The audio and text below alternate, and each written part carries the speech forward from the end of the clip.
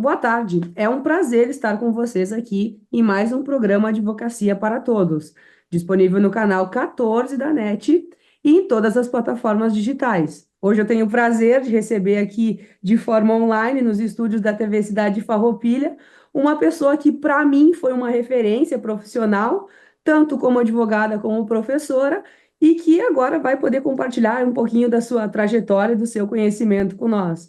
Prof. Doutora Ligiane Micolaski Belusso, um prazer te receber aqui e agradeço imensamente por ter aceitado nosso convite.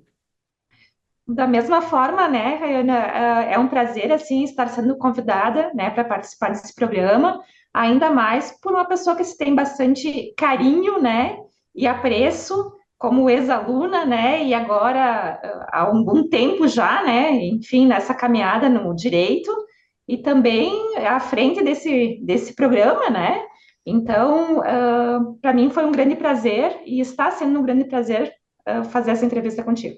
A gente agradece, prof. Eu nunca me esqueço, eu sempre digo, tu sempre foi uma das minhas referências, tu leva processo civil pra gente, né? E processo um, processo 2, tinha vários naquela época, né? E Exato. eu quero falar para todos os telespectadores que a prof tem um bordão muito bacana, né? Que é o bordão do direito, né, prof? Que é o depende, né? Porque do direito nada é sim ou não, tudo depende, né? Tu te recorda, prof, que tu usava bastante esses bordões Com na sala de aula? certeza, na verdade a gente utiliza assim no dia a dia, né, e para os alunos com mais ênfase, porque na verdade, como o direito ele é sempre passível de muita interpretação, né, muita interpretação, atualização dessas interpretações, a gente tem visto assim os tribunais diuturnamente mudarem posicionamentos, então assim tudo depende exatamente do caso em concreto, não existe receita de bolo, isso eu falo até para os clientes, né? Ah, porque o meu vizinho teve uma situação assim e foi resolvida dessa forma. O direito não é uma receita de bolo, qualquer mudança mínima em termos fáticos muda toda a situação, né? De como se Uhum. vai resolver aquela situação concreta. Então, o depende ainda continua sendo usado, Ana. É, Até para os clientes eu uso. eu entendo. E esse negócio de não ser uma receita de bolo se aplica muito no direito, né? Porque é que nem a prof disse, às vezes uma situação semelhante entre entre pessoas diferentes, mas com o mesmo objeto, tem decisões totalmente diferentes, né? Então, o depende no direito vem a calhar muito bem, né? Exato, exato. A gente gostaria, assim, em termos práticos, né, para o cliente, sempre dar o 100%. Mas o 100% Uhum, no direito não existe, né? Ah, a minha ação, doutora, né, como é que vai ser resolvida? Eu vou ganhar o processo? Nós podemos falar em percentuais, né? Em percentuais, e uhum, muitas vezes, quando a gente tem bastante, assim, convicção dessa situação concreta que vai ensejar num direito, a gente pode falar, olha, nessa situação eu entendo que tenha 95% de chances de ter uma uhum. procedência, mas nunca o 100%. Por isso que Nunca. sempre se fala o depende, sempre se fala em receita de bolo, porque o que aconteceu com o teu vizinho pode não se refletir, né? E muitas vezes, infelizmente, não se reflete na realidade do teu processo, né? Eu só vou abrir um pouquinho aqui, desculpa, até avançando um pouquinho, né? Acho Vamos que lá, prof. mas eu tenho aqui situações, muitas vezes tu deves ter também no escritório, que são os chamados processos repetitivos, né?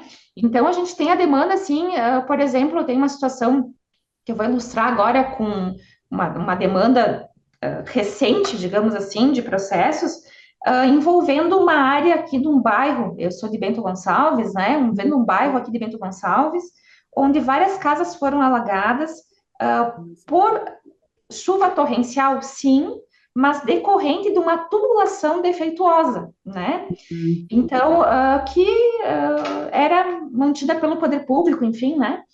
E houve uma reforma, talvez a reforma não foi muito bem feita pela empresa contratada, enfim, não vamos entrar no mérito da culpa, né? Mas, Sim. assim, de uns 30 processos que eu ingressei, né, dessa área que foi alagada, pedindo os danos, somente dois foram julgados improcedentes. Nossa. Então, assim, eu sempre digo, né, como explicar, né, para o cliente e talvez agora até para os que estão nos assistindo, né, como nós temos 30 processos idênticos sobre o mesmo fato, o mesmo prejuízo, mas 2 deles não vingaram, né? Essa situação é uma situação, infelizmente, até recorrente no Poder Judiciário, né? De diferentes interpretações, né, dadas. Uma Então, falta de. esses 2 caíram lá numa Câmara que disseram que não era, não deveria ser indenizado, né, esse dano, né? Exatamente. Nesse sentido, eu até ia falar a falta até de uma uniformização das jurisprudências, né? Porque dependendo, justamente, né, a doutora falou, dependendo da Câmara que cai no tribunal, é um entendimento, dependendo da outra, é outro. E se cair em outra, talvez seja outro diferente. E como Exato. explicar para o cliente justamente isso? Olha, 28 vizinhos seus vão ganhar, mas o senhor não vai ganhar. É uma situação difícil, né? Penso que Muito. esse deve ser um dos maiores dilemas que o advogado enfrenta hoje, né, doutora? Sim, sim. Além desse em específico, né, outros tantos, né, é, até vou avançar um pouquinho, talvez, mas nós temos, assim, uma problemática bem presente, mas isso não é de hoje, é de sempre, eu já falava em aula também, se tu vais te lembrar, da questão da produção da prova, né? Então, eu sempre digo para os clientes, né, o ideal seria tu ter um contrato assinado dizendo exatamente, né, o que vocês combinaram, enfim, mas o que Uhum. acontece? Muitas vezes os documentos são mal elaborados e aí, em vez de ajudar, prejudicam, né? E muitas das vezes se depende só de prova testemunhal, principalmente numa área que eu atuo bastante, que é processo do trabalho, né, em virtude do que a gente chama de primazia da realidade, vale mais o que a realidade do contrato existia, né, como é que era feito o trabalho, em que horário era feito o trabalho, do que o documento que a empresa vai mostrar, né? Então, se a empresa mostra lá um documento de cartão ponto, onde tem um registro de entrada lá às 7 da manhã, mas o Uhum. empregado consegue comprovar que ele começava a trabalhar às 5, ele vai ter direito a ser remunerado dessas horas extras. Só que detalhe, como é que ele vai provar? Então, o ideal dos mundos, eu sempre falo, né? O ideal dos mundos, ele vem aqui com um comprovante que ele recebeu uma mercadoria às 5 da manhã, joia, né? Uma prova documental. Mas geralmente é o quê?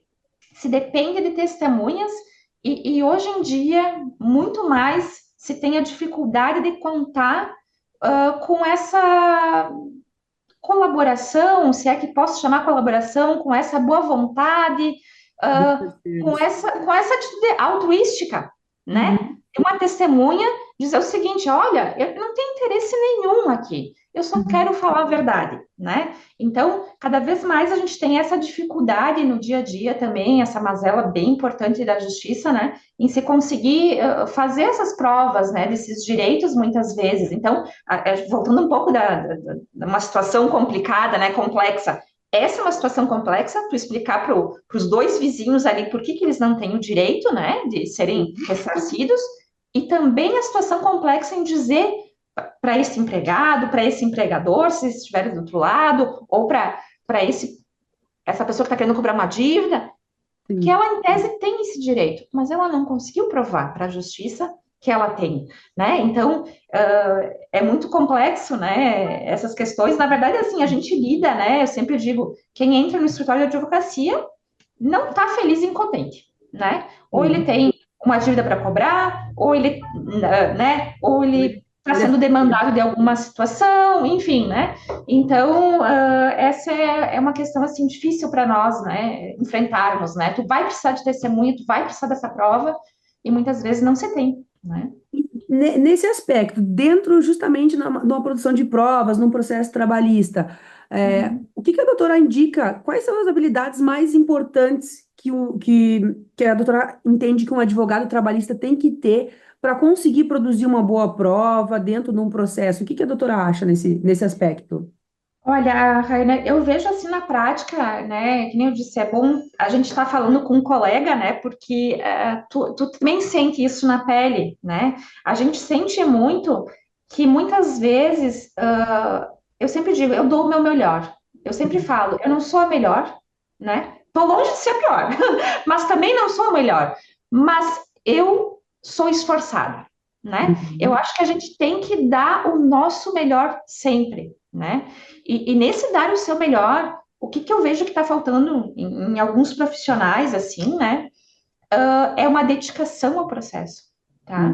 Então, Uhum. assim, eu vejo profissionais que vão para uma audiência e não sabem o que estão pedindo no processo e não sabem qual é o valor Da que causa, a né? demanda vai acarretar, né? E muitas vezes isso prejudica sobremaneira o cliente, porque muitas vezes, assim, a parte contrária até oferece um acordo Uhum. razoável, um acordo que diante do estudo do processo se entende que ele é bom, né?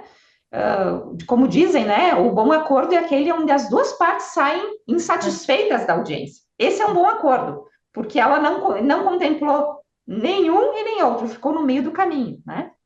Uhum. Só que aí os colegas não avaliam os riscos da demanda, né? Deixam para mais tarde, quem sabe, uma decisão judicial que não é tão benéfica, né? E outra coisa com relação das provas é que a gente vinha falando, a gente vê que muitos profissionais não exploram muito bem a questão. Eu nem digo de ouvir uma testemunha que é trazida em juízo, mas Uhum. assim, analisa todo o contexto, vê se tu não tem diligências para pedir, vê se a solicitação judicial de algum documento não vai te ajudar, sabe? Uhum. Então, me parece que muitas vezes é aquela coisa, aquele impulso processual, sem que haja realmente uma parada para uma análise mais aprofundada, né? Então, me parece que tá faltando um pouco disso, né? Uma Tá falta faltando de um pouco de. diligência na condução processual. Uma falta, talvez, de diligência de alguns profissionais na condução do processo, né? Me parece, Para né? que o processo atinja, como a doutora mesmo disse,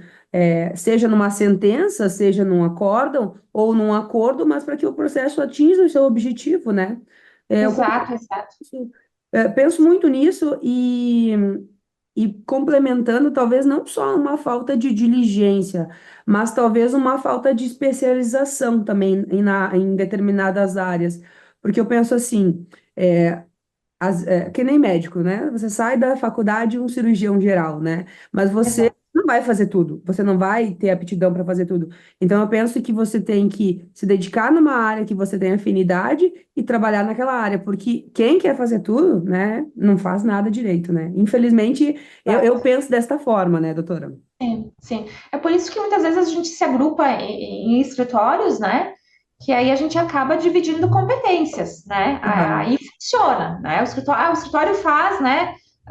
Teu escritório deve fazer, né? Então, o civil, trabalhista, não. Mas existem os profissionais nas áreas de competência, né? Também para isso. Mas eu acho que assim, que nem eu disse, talvez a especialização, né, conte bastante, experiência profissional conte bastante, mas muitas vezes até vou ser um pouco enfática e talvez não, que não me interpretem mal, mas muitas vezes até a humildade, Sim.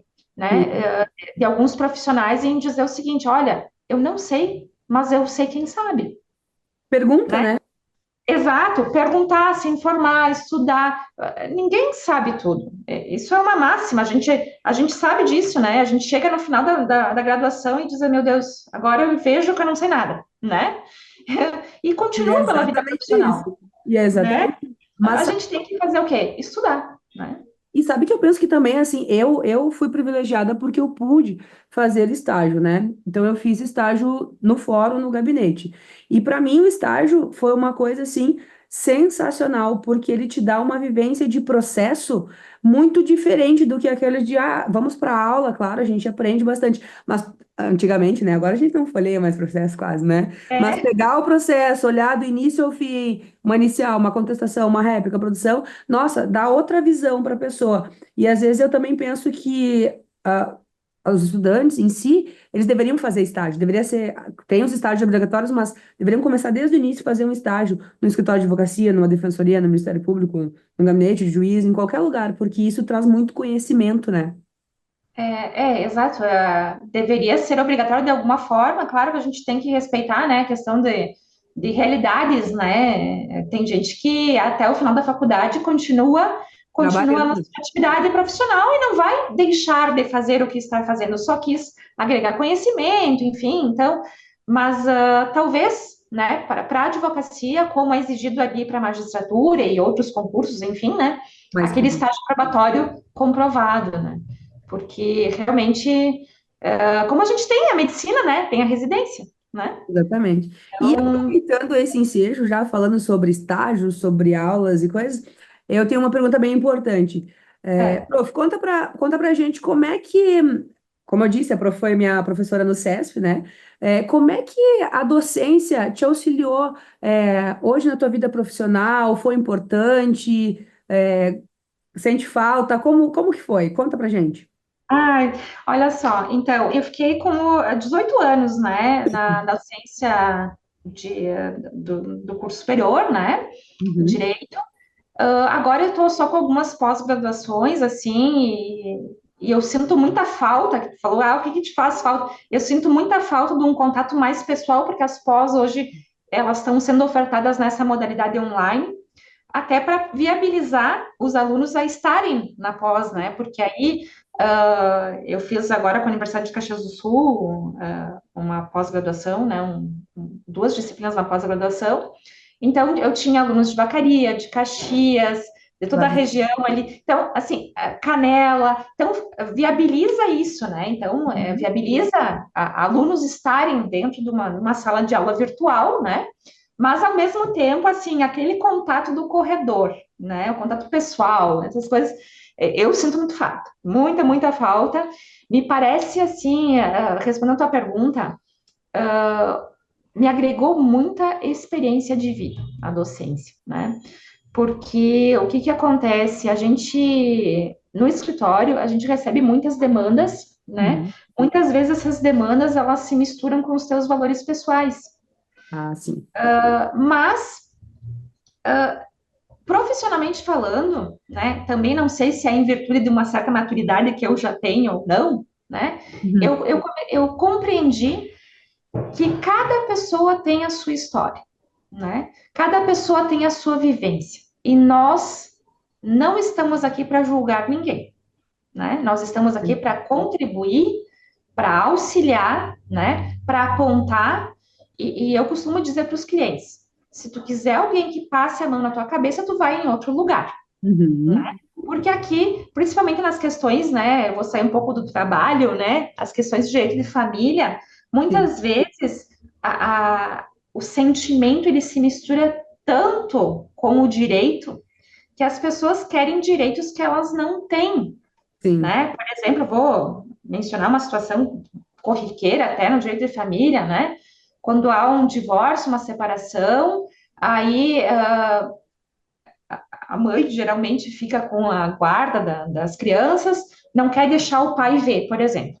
Se Sim. a mãe é minha cliente, eu já digo para ela: esquece, é um Sim. direito dele, ele é o pai, ele vai continuar vendo, não tem nada a ver com a situação contigo, sabe? Então, assim, e essa questão de maturidade, digamos assim, ela faz com que a docência ela venha agregar essas diferentes situações de acolhimento desses Sim. alunos, sabe? Então, assim, porque também, como tu falava ali do estágio, né? Tu foi uma afortunada, Sim. né? Tu foi uma afortunada que durante a faculdade tu conseguiu te dedicar a um estágio. Mas quantos dos seus colegas conseguiram, Não, né? vários não conseguiram, porque justamente na questão de eles precisavam trabalhar para sustentar a família, né? E não Sustentar a existe. família, pagar o próprio curso, enfim. Então, a gente tem que saber, assim, essa questão de visões de mundo diferentes é uma coisa que eu levo Exato. muito, né, do tempo da docência, né? E utilizo no escritório nesse sentido, né, de Sim. entender cada situação que a pessoa esteja passando e compreender, né? Orientar, né? Se tem que passar a mão na cabeça, passar, se tem que dizer que não tem, que está errado, tem que dizer que está errado. Então, a gente não pode, eu sempre digo, né, fazer exatamente o que o cliente quer, né? Eu sempre digo, nós somos os engenheiros do nosso processo. Sim. Então, nós, como os engenheiros, a gente sabe a quantidade de cimento, de ferro, né, de Sim. argamassa que vai naquela estrutura. Quem sabe somos nós, os profissionais, né? Então, o cliente, ele não pode te dizer como tu vai conduzir o processo, né? Ele pode te dar as informações, com base nessas informações, a gente vai construir a estrutura processual, né? Então, e quando tu vai tomar essas informações, tem que tentar te esforçar o máximo para ser de uma forma humanizada. Sim, Principalmente assim, nós estamos trabalhando, é causa trabalhista, é uma causa trabalhista só valores. Muitas vezes não. muitas Muitas vezes vezes é um assédio sexual, é uma muitas série. vezes é um assédio moral, né? Um assédio de trabalho. Eu já tive cliente que caiu entre o sexto e o sétimo andar de um prédio, É, né? Sobreviveu, mas ficou com várias sequelas, sabe? Então, assim, a gente tem que saber lidar, não só no direito de família, como eu estava falando aqui da questão humana, né? Mas em todas as áreas do direito, né? A gente recebe com uma mão o diploma, né, de bacharel e com a outra o de psicólogo, né? Mesmo sem exatamente. a graduação, a gente precisa. O advogado nunca vai ser só um advogado, né? E Exato, exato. entender A que gente as pessoas precisa dar não. esse carinho, esse apoio nesse momento tão delicado, né? Que o É, cliente e vem nos entender que as trazer. pessoas não são números, né? Pessoas são pessoas que precisam, que a gente precisa entender as particularidades que elas trazem dos casos, enfim. Como a prof disse, uns vão demandar mais tempo, outros vão demandar menos, uns vão querer conduzir o processo pelo advogado, que não dá, né? Porque quem tem a OAB somos nós. Mas Exato, entender e humanizar o processo, eu penso que é fundamental também. Eu entendo também dessa forma, prof. exato. Até porque, que nem eu estava falando de acordo, de conciliação, que muitas vezes é o mais vantajoso, mas aí o colega não está conseguindo visualizar isso, seja porque não estudou, seja porque não se aprofundou, enfim, né? Mas principalmente também no direito de família. Muitas vezes, né, que nem eu trouxe essa situação, né, enfim, Uhum. que infelizmente é corriqueira, né? A gente tem que dizer para o nosso cliente, né, de uma forma delicada, humana, mas nós temos que dizer, né? Essa criança tem um pai e esse pai tem direito à visitação, né? É sob E, pena de não configurar aí uma alienação ainda, né? e a gente não pode também, assim, o que eu também não gosto de fazer, né, Rayana, de alimentar muitas vezes essa raiva que não é um direito, Uhum. né? Porque eu poderia estar ali só dizendo, não, mas tu tem razão, não tem que deixar mesmo, não, não. Não, eu sei o direito. O Sim. direito do pai é ver o filho, né? Eu estou Sim. dizendo na situação básica normal, né? Não estou dizendo num pai abusivo, né? Enfim, estou Sim. dizendo numa situação normal. Então a gente tem que também ter esse cuidado para não alimentar, colocar o cliente nessa Um realidade. sentimento ruim, né? Que não vai trazer nada benéfico nem para as pessoas, para as partes e nem para o processo, né? Exatamente, É, exatamente. concordo. E admiro profissionais, prof, que pensam nesse atendimento humanizado e que não tratem, as pessoas como um número. Infelizmente, a gente acaba vendo muitos, né, que tratam apenas como um número. Mas, aproveitando o ensejo, vamos falar de atualização, já que a prof falou que atua bastante em trabalhista, vamos falar Aham. sobre atualizações trabalhistas. Conta pra gente como é que vocês fazem no escritório de vocês, essas atualizações, referente às novidades que vem vindo aí. Porque desde lá de 2016, 2017, a gente teve muitas mudanças, né? Exato. Olha só, eu peguei, nesse período da reforma, né, eu estava ministrando aula de processo do trabalho e direito do trabalho.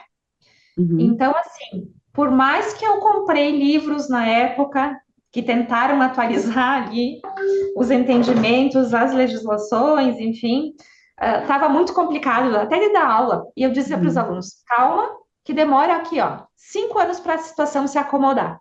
Como uhum. assim, prof? Temos que chegar no TST e talvez no STF, né? Esse processo, essa situação concreta, para a gente ter um entendimento consolidado do como vai ser interpretado isso. Porque lá em 2017, tu começou quando, Rayana, a advogar? Eu comecei em 2016, se eu não me engano. Um ano É? antes. Aham. Tu não fazia trabalhista nessa época? Não, não. Ah, tá. Porque assim, ó, nossa, foi um tiroteio. Porque Tirou de assim, que lado? como exatamente, porque houveram muitas mudanças, né? E essas mudanças muitas vezes implicavam não só na parte de como se conduzia um processo, mas Aham. também na parte que a gente chama de direito material.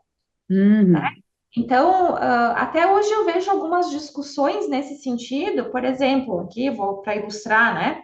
uhum, Então, quando, antes da reforma, antes Então, se o empregado trabalhasse uma parte do seu intervalo, né, de almoço ou de repouso, enfim, vamos Aham. imaginar que ele tivesse 1 hora, né? Ele trabalhasse uma parte dessa 1 hora, ele teria que ser remunerado na hora cheia. Então, Hum. não era considerado os 15 minutos que ele ficou de intervalo e paga os 45. Não. Ele tinha que receber a hora cheia mais o adicional. Tá. Depois da reforma, então, se entendeu que se houvesse supressão, né, dessa hora intervalar, seria só paga, né, Ah, super. o proporcional, digamos assim, né? E até hoje a gente tem essa questão ali. Ah, por quê? Por que que até hoje se discute isso? Se o contrato iniciou antes da reforma. Se o Ah, contrato iniciou antes da reforma, né, tem muitos entendimentos dizendo o seguinte: tem que se aplicar a legislação da época. sim, anterior. Então, para esses contratos mais antigos, tem toda essa discussão ainda, né? Se Sim. aplica a reforma, não se aplica a reforma. Várias disposições da reforma, não vou dizer se estão, eu vou Uhum. dizer algumas de forma equivocada, algumas de forma corretíssima, foram revogadas por decisões dos superiores tribunais, tá? Aham. Então, assim, aquela coisa, e logo depois da reforma houve, assim, uma boa diminuição de ingressos de De ações. reclamatórios trabalhistas. Por quê? Porque os empregados, começou a disseminar entre os empregados que se eles entrassem com a ação, eles teriam que sair pagando o processo, Hum, né? sim. Que seriam as custas processuais. Então, foi disseminado que em todos os casos eles iam ter que pagar. E veio o STF dizendo o seguinte: não, só um pouquinho. Se tem justiça gratuita, a justiça gratuita é para não pagar. É não para não pagar perícia, é para não pagar custas, né? E Sim. um texto da reforma dizia o seguinte: que se o empregado, mesmo sendo beneficiário da justiça gratuita, perdesse o objeto da perícia, ele tinha que pagar os honorários do perito. Então, por Sim. isso que começou a ficar esse medo generalizado das pessoas, só um pouquinho, mas vou entrar com o processo, tentando provar meu direito. E se eu não conseguir, porque a perícia, por algum motivo, foi realizada e o perito não identificou, por exemplo, um agente insalubre, eu vou ter que pagar os honorários do perito? Eu vou sair perdendo? Então, essa situação, não sei se, não vi se demorou esses 5 anos que eu fiz, né, de previsão, mas Olha, demorou um certo tempo, né? Para se acomodar e dizer o seguinte: não, só um pouquinho, se tem justiça gratuita, tem justiça gratuita, inclusive não para os precisa honorários. pagar, né? Mas Exato. esses falsos, né? Não sei se a expressão correta seja falsos boatos, mas esses boatos acabaram diminuindo gradativamente a quantidade de ações trabalhistas que normalmente Mas, se prestava, né, doutora? sim, sim, mas isso foi lá no início, tá? Hoje eu não vejo mais dessa forma, mas nos primeiros anos aí da vigência da reforma, assim, houve uma diminuição, assim.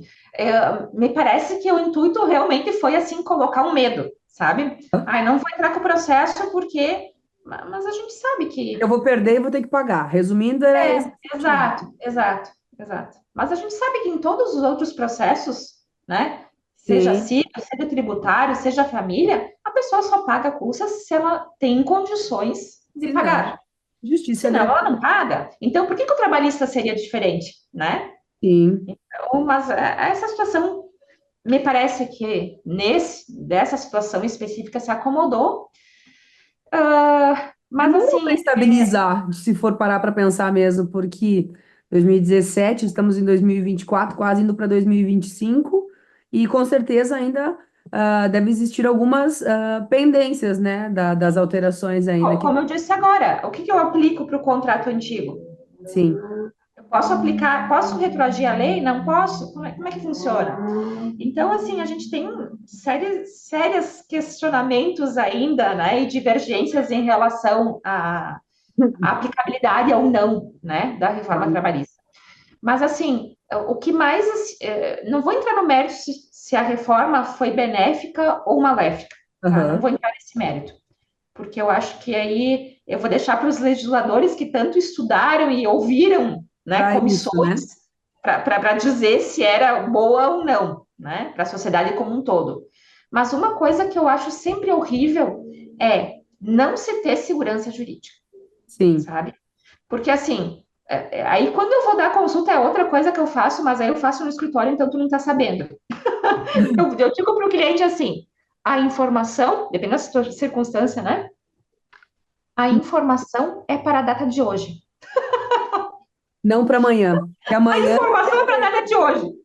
Porque senão, o que que acontece? As pessoas voltam depois de 2 anos. Ah, tu me disse há 2 anos atrás, lá, só um pouquinho, mas hoje não vale mais.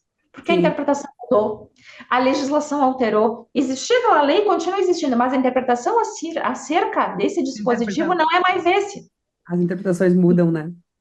Exato. Então, assim, o que eu sinto muito, né, na pele como ruim, não é Uhum. uma reforma. Que nem eu Sim, disse, não vou entrar no mérito se ela foi debatida, se ela foi estudada, se ela foi boa, se ela foi ruim. Mas é essa questão de existir uma legislação que depois de 5 anos, né, que foi a minha sim. estimativa, se dizer que ela não se aplica, se dizer que não é assim. Então, vamos imaginar, né, aquele contrato que a empresa mudou as regras do jogo, Sim, de forma lateral, muitas vezes. E né? nesse sentido, aproveitando que estamos indo para a última pergunta, 30 minutos passa rapidinho, viu? Nossa, vou. Vamos finalizar com uma última pergunta sobre direito do trabalho também. Quais são as suas expectativas para a legislação trabalhista futuras? O que que a doutora pensa sobre isso? Nossa, sinceramente falando, eu sempre achei, né, a legislação como um todo, não só a trabalhista, sempre uma sinuca de bico. Por quê? Porque onde tu alterar alguma coisa tem um reflexo grandioso, Sim, né? Então, assim, o que que eu vejo hoje? Eu vejo que ainda existem empregados que buscam mínimos direitos na justiça, chegam sim. aqui dizendo que não receberam o salário do mês, que estão há 2 meses sem receber salário. O que é inconcebível. Eu pergunto, mas só um pouquinho, como é que tu se sustentou nesses 2 meses? Ah, eu tive ajuda. Ah, não sei o quê. Não, coisas inconcebíveis, tá? Do ponto de vista do empregado. Mas como eu vejo muitas vezes, né, situações em que a empresa nem de longe poderia ter pensado em incorrer naquela situação, né? Sim, E muitas vezes ela é demandada. Eu tenho um processo agora que recentemente eu fiz uma defesa de uma empresa, que o empregado sofreu um acidente de trajeto, né? Uhum. Onde ele trabalhou no sábado na empresa, saiu do trabalho às 5 e pouco da tarde, no caminho parou para fazer umas compras, e quando ele saiu desse estabelecimento de moto, um carro abalroou a moto dele, ele se acidentou, ingressou com uma demanda civil contra o proprietário do carro ali, recebeu a indenização fez um acordo na época, e Aham. agora está demandando a empresa. Qual é a justificativa? Né? Porque o acidente de trajeto a gente sabe que não tem responsabilidade da empresa sobre um acidente de trajeto, né? Mas qual é a justificativa? Que aquelas horas extras do sábado Hum. acarretaram, deram consequência ao acidente, porque se ele não estivesse trabalhando, ele estava em casa com a família. Mas ele não iria no mercado de qualquer forma? Talvez não naquele, né, Rayana? Poxa, Então, assim, é forçar uma interpretação? Para mim, é bastante forçada essa interpretação. é Muito forçada forçoso, essa é interpretação. forçoso. Tanto é que eu falei para o cliente que o meu posicionamento, que eu sou favorável ao acordo quando eu acho que a empresa errou, quando a empresa está devendo, quando a empresa aplicou mal, não guardou documento, vai ter que fazer um acordo, vai ter que pagar. Sim, Mas nesse caso, eu disse para a empresa, não. Não, aqui nós vamos exigir uma defesa, porque não é possível que sim, até nesse sentido recaia a responsabilidade para a empresa. Ainda sim. mais nesse caso que ele fez um acordo com o causador do acidente, E, né? teoricamente, ele teria sido indenizado em uma das vias, né? Teoricamente é um bis in idem, Pois é. tá querendo receber de novo o que já recebeu, né? Mas essas são algumas das mazelas, e aí, voltando à tua pergunta, né, que eu gosto de avançar um pouquinho para retroceder, é que Hum. eu me parece que ainda a legislação trabalhista não está no meio do caminho, sabe? Está um pouco atrasada. Na verdade, assim, não está no meio do caminho porque tem uma juíza aqui de Bento, a doutora Graciela, que quando ela vai falar sobre acordo, ela sempre fala o seguinte: imaginem que o direito de vocês, o processo de vocês é essa régua. Para Uhum, acordo, eu tenho que chegar aqui no meio. O que que eu vejo, né, Rayana? Nós não estamos no meio do caminho. sim, A gente já esteve com o empregado aqui, ó, onde ele não tinha direito a nada. sim, Hoje me parece que eles estão aqui, sim. tá? Porque, muito embora a mazela da prova, que a gente já falou no início, lá da audiência, a dificuldade de se conseguir pessoas para provar, blá, blá, blá, agora eu não falo de prova, agora eu falo de direito. Agora Sim. nós estamos aqui no fim da régua, ou seja, toda a responsabilidade da empresa. Eu me parece que, né, na minha perspectiva, nós teríamos que andar para a metade da régua. Gostaria de agradecer a sua disponibilidade, é, por a senhora estar compartilhando esse conhecimento com todos nós e dizer que as portas da nossa TV estão sempre abertas para a doutora e com certeza eu vou querer marcar outra entrevista para a gente falar de outros assuntos afetos ali à doutora. Doutora, muito obrigada pela sua participação.